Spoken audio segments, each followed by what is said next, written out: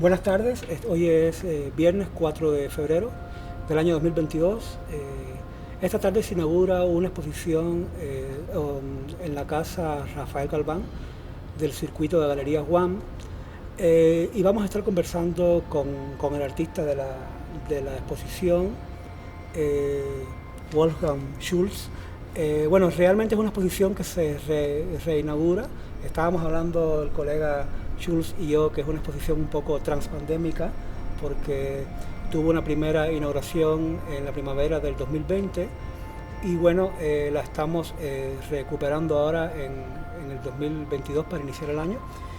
Y vamos a estar conversando también con el artista Schulz para el espacio o la sesión de martes de artes visuales de la Galería Metropolitana de la UAM. Buenas tardes, Schulz. Buenas tardes. Encantado, un placer que estemos conversando.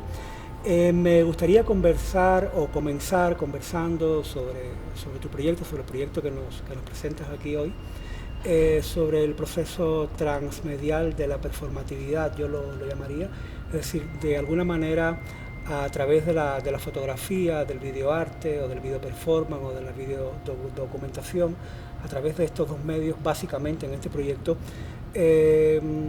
pareciera que documentaras procesos performáticos, pero yo creo que más bien hay un trasvase entre la performatividad de las actrices o de los actores o de los performers y la performatividad misma tuya como artista a través de los medios, ¿no? Me gustaría que un poco nos hablaras sobre ese proceso de creación. Para mí es más interesante buscar un punto de casi de invisibilidad que no existe, por eso también este proyecto. Que estos rostros divididas, also estas caras divididas, fueron proyectos, puede decir, que encontré en 1988, casi es un work in progress. Interesante con eso es, muchas personas saben que en la psicología que tenemos esta situación que una parte de cara significa casi una otra emoción, otra sensación, como la otra. Y por eso es interesante que nosotros no somos la capacidad para confirmar o para poner para nosotros una cara solamente del lado de las emociones. Uh-huh. Esta fue mi idea para ofrecer una cara que está abajo y no está visible casi. Yeah. ¿No? Claro. Sí, a mí me interesa también en el libro, habría que decir también, bueno, primeramente que olvidé decirlo anteriormente, el título de la exposición es Rostro Invisible, y la exposición, disculpen, también se acompaña de un libro, El Vacío, es el título, y me interesa también este proceso, es decir, a través de estos procesos creativos, cómo influye, cómo ha influido, cómo podría influir en tu proceso de redescubrimiento espiritual, digamos, ¿no? Hay como un proceso, por eso mencionaba al principio la palabra revolución, ¿no? De autorrevolucionarse uno mismo a través del proceso creativo. Para mí es más un proceso también transparente con diferentes medios, pero como fluyendo, empiezo en una obra de multimedia, por ejemplo, que hice con Katsura Khan, que también tenemos acá fotografías, y con este fue una obra Melancholy, y en empezó casi este tema, el vacío. Uh-huh. Y yo adelanté con este tema para producir o para pensar cómo están diferentes partes dentro de este tema. He hablado con Boris Kreuz en Nueva York sobre este tema y con otras personas y después encontré casi por casualidad que ya realicé hace años unas fotografías que tienen bastante de este tema. Ahí en ese sentido, digamos, yo creo que la cuestión del vacío a nivel de procesos espirituales o de las vacuidades que se van generando a nivel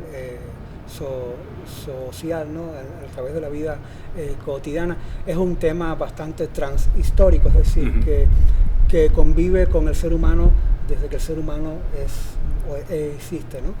Pero los procesos de reflexión creo que van y vienen, ¿no?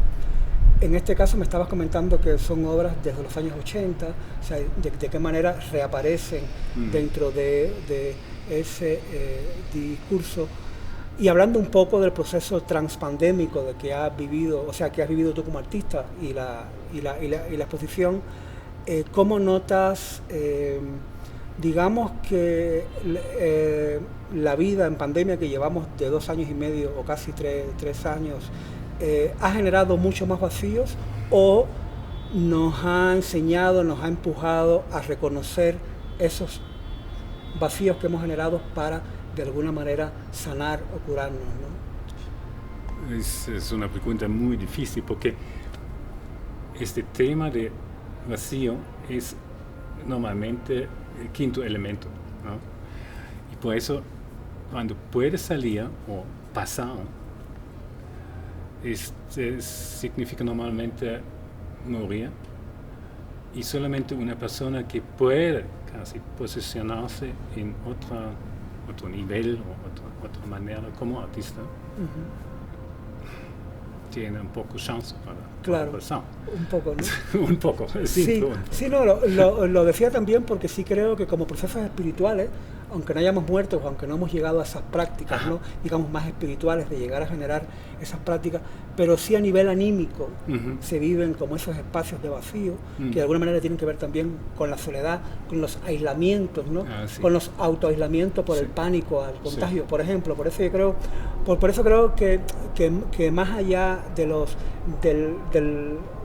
del proceso que plantea la exposición misma, sí creo que hay un paralelismo con lo que sucede hoy día en la vida, ¿no? Y entonces creo que eso es una de las cuestiones que más recontextualiza el proyecto hoy día, ¿no? Porque de alguna manera el pensar en esos procesos puede llevarnos de alguna manera, por analogía, a pensar en nuestros procesos como humanidad, ¿no? Sí, pero también en otra manera es un poco difícil, porque además para artistas, porque siempre estás en un proceso y necesitas este proceso, juntar personas, hablar con otras personas, ofrecer proyectos, y en esta manera es casi malísimo cuando no tengas esa chance. Claro. Y vas a ver en 2 años qué va a pasar con el arte, ¿no? Creo que esta pandemia también tiene una mala influencia a la situación de arte. A mí me gustaría mucho, porque hay una obra en este caso que no está localizada en el centro de la exposición, pero sí yo la considero como una obra central o vertebral de la exposición, y es el tríptico, la videoinstalación que de alguna manera cierra la exposición, pero para mí tiene como el latido del centro de la exposición. Me gustaría un poco, para cerrar, que nos comentaras sobre ese proceso en el tríptico. O sea, hay dos piezas que están en los extremos, que tienen una temporalidad mucho más corta, y hay una como gran pieza que está en el centro. Y un poco que nos comentaras ese proceso, o sea, las 2 piezas que están en los extremos salen de la obra que está en el centro, o las 3 fueron pensadas a la vez, o fue pensado como una sola película y después se convierte en un tríptico. Cuéntanos un poco de ese proceso. La idea fue, o no la idea, pero este encuentro con Katsura Kan fue la idea hacer una obra juntas, y nosotros hemos planeado con The Time from Samuel Beckett. Allá están 3 personas diferentes, y nosotros hemos platicado cómo hacemos, y yo mira, yo quiero hacer esta dirección con la situación también de este video que va a hacer. Yo pienso en estos 3 canales y tú adelantas con la coreografía con estos bailarines. Y entonces estuvimos dentro del trabajo y Karen siempre me pregunta ¿y qué quieres en este momento? ¿Cuál de imagen tenemos? Y le dije, perdón, no sé. Yo estoy en un proceso y también con la música. Also, encontré en una buena persona, David Basail, un componista de México, que estuvimos trabajando con una música muy casi libre.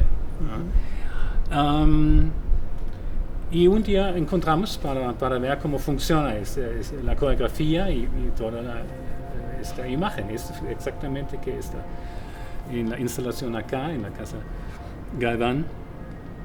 Y Khan fue casi un poco dentro de rabia porque la coreografía fue más o menos, ¿no? Yeah.